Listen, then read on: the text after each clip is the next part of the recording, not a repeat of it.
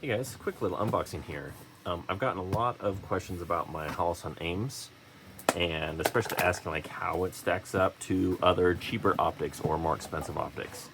So today we're going to be looking at some of the cheaper options, specifically the Ghost from Monstrum. Monstrum, I feel like, has actually come a long ways. They used to be just super cheap, like basic stuff, like you could get like, just kind of really generic red dots and stuff like that. This one actually has a shake awake built into it, which is a nice nice setting, and is supposed to actually be relatively decent, 50,000 hour battery life, and then a magnifier with it.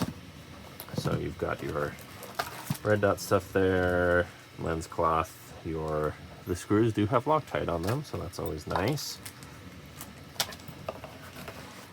But you want to compare it to both the Holosun Aims, which is kind of like I would call it a mid-level price red dot. It's certainly not cheap, but it also is nowhere near as expensive as like an EOTech. So I'm going to be doing some testing and comparing it to this, and then also to an EOTech. Obviously, each of these is different.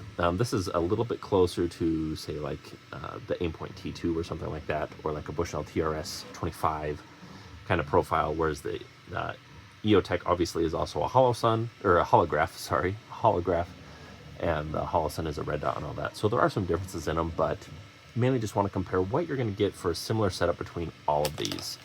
I want to compare all of them with the magnifiers that they come with and kind of see how they stack up against each other. So this is just the quick little unboxing here, and then I'll have an actual video comparing them in a little bit more depth. I'll probably compare this first with the Holosun, and then with the EOTech when I get that in.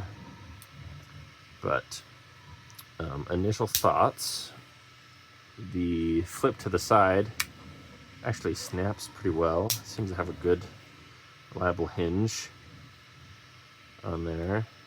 You've got your adjustable caps. They're not as easy to adjust as like the EOTech, where it's just a knob that you can actually adjust. These ones you actually have to undo the knob, it looks like, and then change the turret in there, which I mean is fine. It's not like you're going to be adjusting these all that much, but I do like having the external one.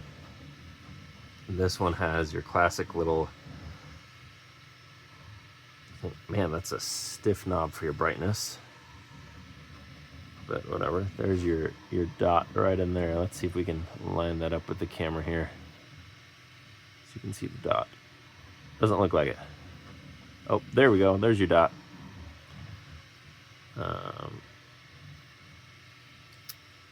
Little bit blurry. Not as blurry as it shows up to you guys though. Where'd it go? I do like that it is a higher riser, especially if you're going to be putting this on something like a AR. Although if it was on an AR, I'd want an even higher riser. I don't know if this uses the footprint as many of the other red dots kind of like this, like the Holosun or the Aimpoints. So I'll have to look at that. But gonna go throw this on a rifle, go test it out, see how well it does things like holding zero over time, and just how I like it overall. So stay tuned. If you want to check it out, I'll have links down in the description below. You can often get these on sale for like 150 bucks, which is significantly cheaper than even just the Holosun magnifier on its own. And I mean, that's like a tenth of the cost, a little bit more than a tenth of the cost than an EOTech and a magnifier. So for something like airsofting or, a plinking gun or something like that, I would definitely consider this over an EOTech. But if you want something that's actually more duty level, then definitely stay tuned for that EOTech video, or check out my video on the Holosun Aims.